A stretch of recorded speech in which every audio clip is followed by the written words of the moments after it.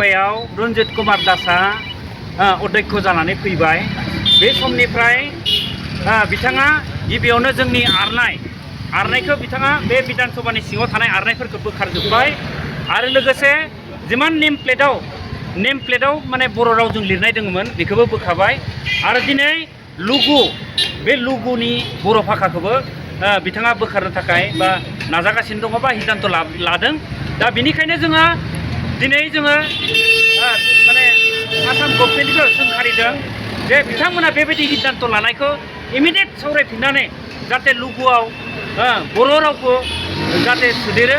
दा बिनि थाखाय जों खावलायदों आरो आदारवाइज जों बिनिफ्राय जों बुजिना मोनो बर' रायजो राजाफ्रा जों बिनिफ्राय बुजिना मोनदों जे आसाम गभर्नमेन्टआ बा आसामनि जि सभिनेसफोर बिथांमोना जे बर' रावखौ बा बर'फोरखौ जे मुगैयो बर'फोरखौ जे बिथांमोना गादबनानै नासयनानै खोमसियाव दोननो नागिरो बिनिफ्राय जोङो फोरमान मोनो।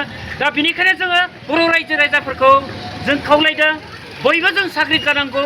जोंनि जि माने थाखानाय जि स्टेन्डिं माने बड'लेण्ड दाबि बे बड'लेण्ड दाबिखौ जों दाबिफिननांगौ आरो जिमानखिनि जोंनि बड'लेण्ड एरियायाव थानाय एसामिस लेंगुवेजजों लिरनाय माने गभर्नमेन्टआनो जा नन गभर्नमेन्टआवनो जा जिमानखिनि एसामिस लेंगुवेजाव लिरदों बे बर' रावजों जाजोबनांगौ। दा बेखौ जों खावलायदों गासिबो जाहाथे हारि माहारिनि आफादफोरा बिनि सायाव जाहाथे नोजोर लाखियो आरो जों बयबो मोनफ्रोम गुबुन गुबुन प्लेटफर्माव थादोंब्लाबो गुबुन गुबुन हान्जायाव थादोंब्लाबो बयबो मोनसेल' आवाज जानांगौ जोंनिया मा जोंनो सेपारेट नांगौ। उइ वान्ट बड'लेण्ड डिभाइड आसाम 50-50खौ जोङो रिभाइभ खालामनांगौ होननानै आङो बे बुनसुनिफ्राय जोङो गुरै खावलायो।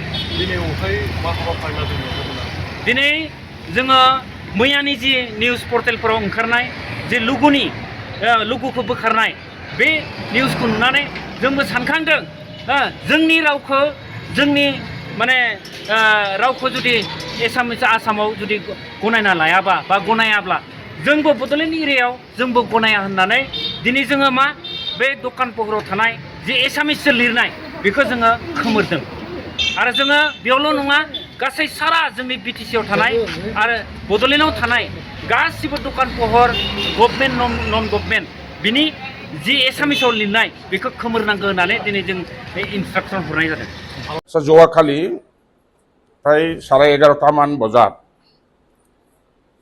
আমাৰ ইয়াতে অৰিয়েণ্টেশ্যন প্ৰগ্ৰামো চলি আছিল। ঠিক সেই একে সময়তে আমাৰ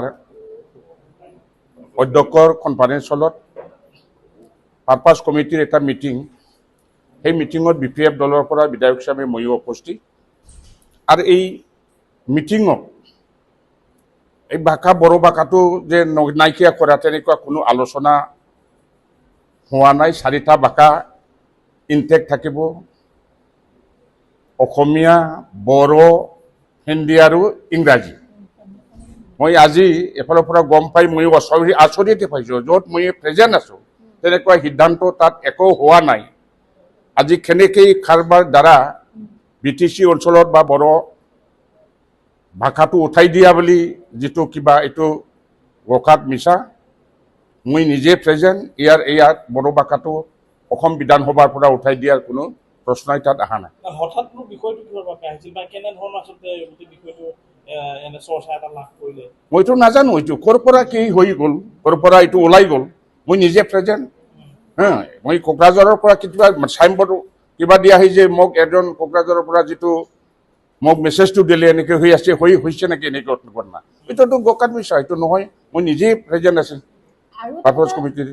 আৰু এটা কথা বিধায়ক মহোদয় চৰ্চা হৈ আছিলে যে এইবাৰ যেনেধৰণে হিন্দী ভাষাটো হোৱাৰ বাবে আপোনালোকৰ বিশেষ বৈঠক অনুষ্ঠিত হৈছে, কিন্তু পূৰ্বতে বড়ো ভাষাটো যেতিয়া হৈছিলে বিধানসভাৰ মঞ্চত কোনো ধৰণৰ আলোচনা বিলোচনাৰ মাজত হোৱা নাছিল। পূৰ্বৰ এইটো আমাৰ অধ্যক্ষই আজিও ক'লে আমাৰ তাত কোনো এটা নিয়মৰ দ্বাৰা এইটো স্বীকৃতিৰ বাবে নিয়মত এইটো বৈধভাৱে এইটো হোৱা নাছিল বুলি, কিন্তু তেখেতে আজি যোৱাকালি যিটো আমাৰ পাৰপাছ কমিটিৰ মিটিঙত বৈধতা নিয়ম মাফিক এইটো হৈ যাব, সাংবিধানিকভাৱে বৈধতাভাৱে আজিৰ পৰা বা যোৱাকালিৰ পৰা বড়ো ভাষাটো বিধানসভাৰ ভাষা হিচাপে পৰিগণিত হ'ল।